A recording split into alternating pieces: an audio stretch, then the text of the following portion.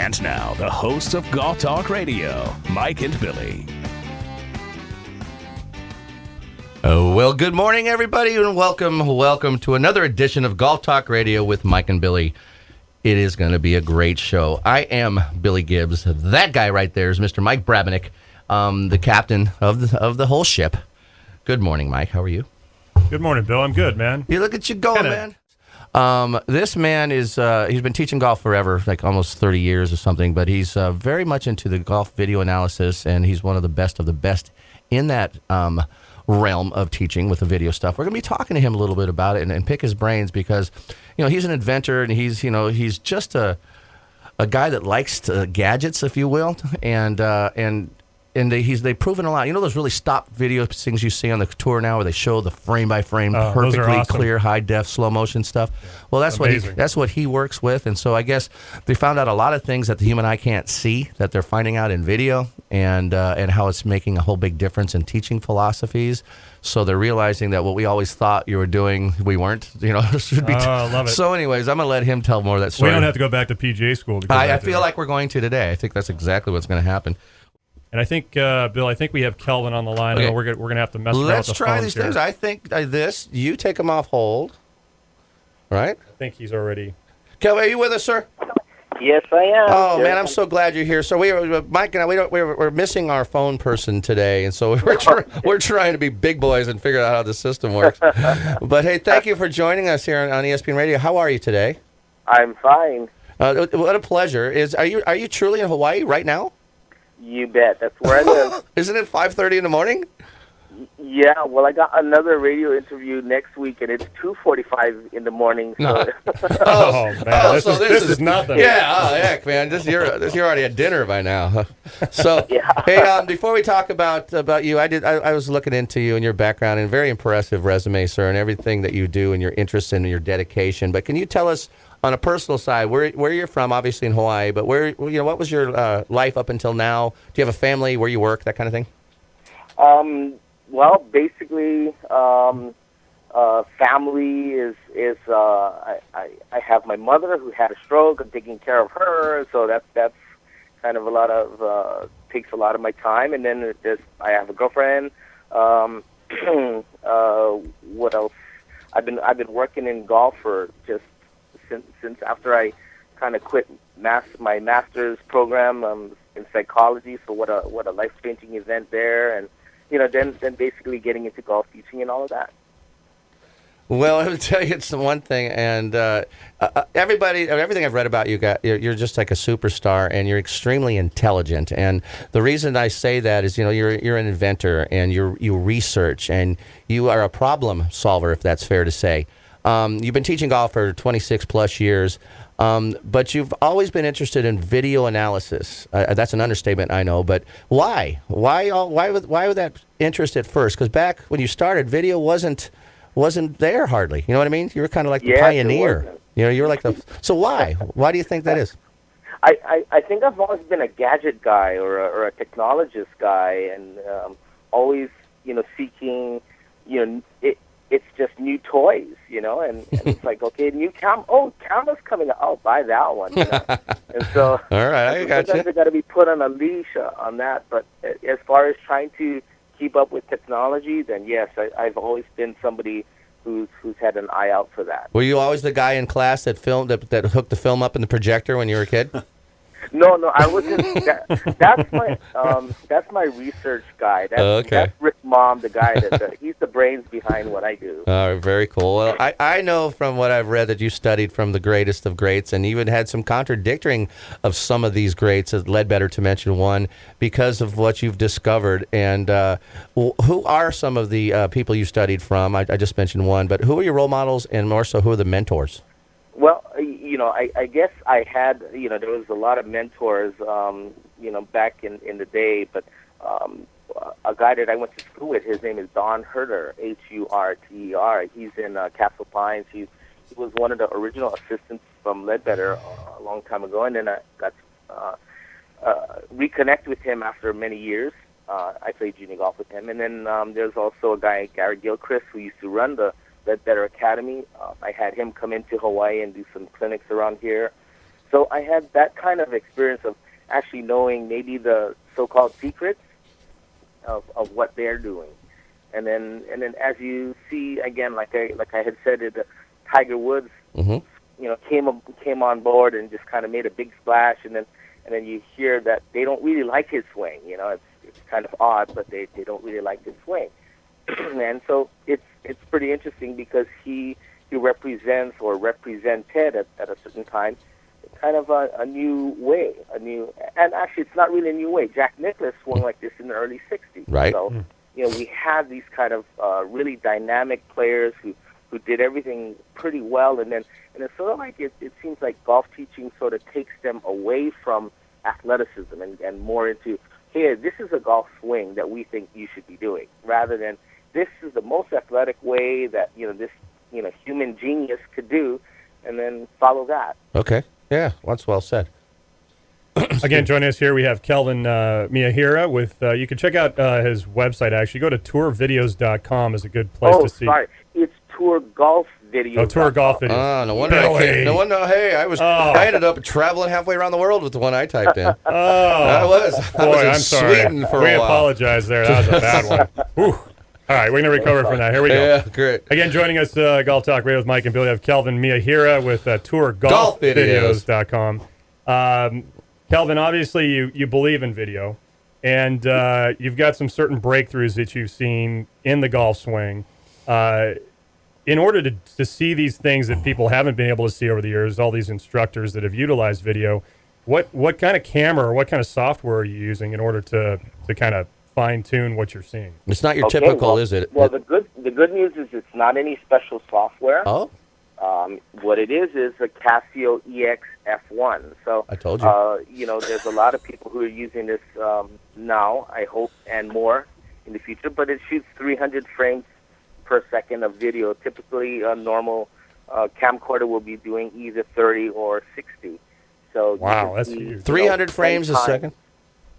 Exactly, 300 frames per second. Well, you can almost catch Steve's swing with that kind of speed. More than you want to see. Every once in a while, we see on the Golf Channel or the TV, they do the super slow-mo, crystal clear, high def. You have the club approaching and the grass flying. Is that the kind of camera you're talking about that moves at that? Well, those might be even better. They might be shooting 750 or 1,000. And the ones that are the real black and white ones that they used to show, they might have been at 10,000. Oh, I understand. Frames per second. But what happens is you can't really do the forward and back. We toggle back and forth and see movements happen over and over, so that we go, that's something different. I see, but there's the greatest question, probably seeing versus feeling. I'm more of a feel player. Every time I look at myself on video, I just want to quit. And I'm like, God, film adds a lot of weight, doesn't it? You just mount, doesn't it add a lot of weight, like 80 pounds or something? Nice try. I'm trying. But seeing versus feeling. I mean, is it that important to be able to see it to understand it? Yes, I think so, and we shoot a lot of videos from all sorts of angles, and we do close-ups of sometimes the head, the shoulder, the hip, the leg, and we do back shots of all sorts of angles, and so we've sort of done sort of like the Matrix, where they had cameras all the way around and shooting at a subject so they could kind of have a 3D view of what's going on. And that's how you can see those little moves. And so as far as feel, if you know that a certain muscle's firing, that's feel, or that's something that can be taught. Does that make sense? Yeah, it does. Makes sense. It does, absolutely. Yeah, it does. So I'm really curious right now, Kelvin, what was like one of the first things, if you can share with us, that you saw maybe that some other instructors haven't seen with the video camera that you were using? Well, I did an article on 95 or so tour pros and how they release the club or how they use their hands through the swing. And what we found was just astounding, because there were some people, say like a Rory McIlroy, who had early release, what other people might call a cast, and then just before impact, instead of just full on letting the cast turn into a nice big flip, he drove his hands and his arms toward the target. So he he kind of created a more flat or bowed left wrist, Trapped it. even though he had casted it early. Interesting. And there are several other guys who So he didn't- compensated for something early, but he knew how to, because so, and this all happens so quick you can't see it normally, huh? Yes, if you had only 30 frames per second, you would miss the entire thing. The athleticism of that move that you just said is incredible when you think about how quickly the golf swing happens. That's right. I mean, that's insane. But if you point that out to him, for example, and you say, "Hey, look at what you do," does that help him in any way, or is that because he's obviously survived this motion and turned it into a positive? But is that That's something? right. So does it help him say, "Hey, maybe I shouldn't do that early cast, so I don't have to hold on to it," or whatever? Is that beneficial, or is that like, "Oh no, I'm doing"? Well, how Yeah, really. about this? The general public, or even the tour guys, they're operating under sort of like a blindness, because if let's say they had a certain recurring problem and they couldn't find it, they spin their wheels going in circles, and then what happens is they eventually either turn into golf announcers, or they might end up Doing radio shows going or into something. a teaching career like I have.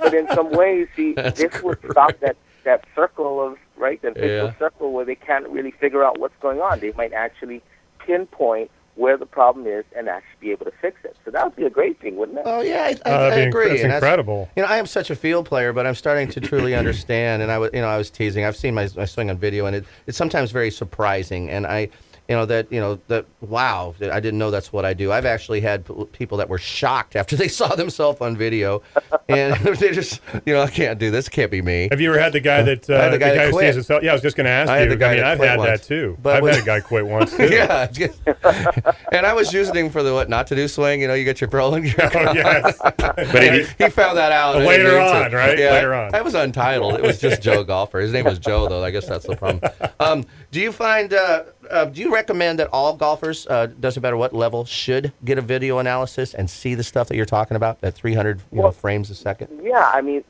and what's really great is now Casio has made lower level models of cameras, and there's one that's called the EXFS10, so Frank Sam 10. That camera is going for like $87 on Amazon, and that one shoots 210 frames per second, which is plenty good enough for the average guy, at home wanting to get a good video, and it's so affordable. Is the focus more, Kelvin, would the focus be on impact position club face, or is the focus on following the hands? Where do you focus that camera? Well, you have to do both. Okay. Again, one of the interesting things we found just shooting the club head is that the tour players, regardless of the style, pretty much had some idea on keeping the club face very stable through impact. And there was a majority of them that had the club face looking very square coming into impact, and it's square to the path, and then moving through and pretty square to the path. And what you had is only a few guys, maybe like Phil Mickelson, who we call a roller. Right. He had the face a little too open just before impact, and he rolls it fast through impact. And so, that would be the type of thing that, would be sort of, hopefully, would be fixable for somebody like Phil, because he could be that much better. This is incredible stuff, man. I can't wait to I'm going to get the Casio EXFS10. Easy, user-friendly to use. I mean, are they really easy to use? The EXFS10 is it's the size of a cell phone. And just point, shoot, Oh, but very if you cool. want, higher levels, you might want to get the FH20. So that one is a higher speed and higher shutter speed, and more manual control of that shutter speed, so that you can actually get the clear stop action. So. Well, joining us you don't again. have to spend $1,000. Okay, well, well, Mike's got more money. He wants to do it. Yeah, sure. Sure I do. Joining us, Kelvin Miyahira. He's a teacher, a player, an inventor. He's a researcher. All these things that you do, Kelvin. What do you have one favorite? What do you get up in the morning for? What is your passion? Oh, study. How's that? So you truly are an investigator, researcher, huh? Wake up and study. That right. is so awesome. Is there something that we haven't asked you, or something you want to talk about that we haven't covered? No, I think we covered basically everything that we wanted to. Can you give your contact information one more time for us? Because we got it wrong. So I think we got it now. But Okay. Well, you can go to tourgolfvideos.com, and then my email address is info@tourgolfvideos.com. And you can lead people the way that want to start getting involved with doing more video with themselves or with you or whatever. And because you need someone to analyze, right? You got to have someone that can analyze this stuff. Yeah, there's some objectivity. Yeah. So people should go out and get a FS10 and then shoot some video. And if they want to do online lessons, I'm available, so I can do it. Very cool. You can find you've got a Facebook page as well. I saw, Kelvin. We went ahead and joined your Facebook page too. Oh my goodness! He hasn't There's all accepted my me yet. high school kids that are on there. Well, fantastic. What's in your golf bag? We ask everybody quick. What kind of irons you playing? Oh man, I haven't played golf for so many years. Oh, They're rusted old Ben Hogan Apex 2. Oh my God! Don't clean them and just put them on a shelf somewhere. Or put them on eBay. Put them on eBay. Yeah, quickly. Send them to us. We'll find a home for them. All right. Thank you for a lot. your time. Thank you for your continuous knowledge into making things better for the golfers, those crazy people in the world. We appreciate your time. Awesome. Thanks a lot. Have a great day, sir. Bye-bye. All right. You too. Bye.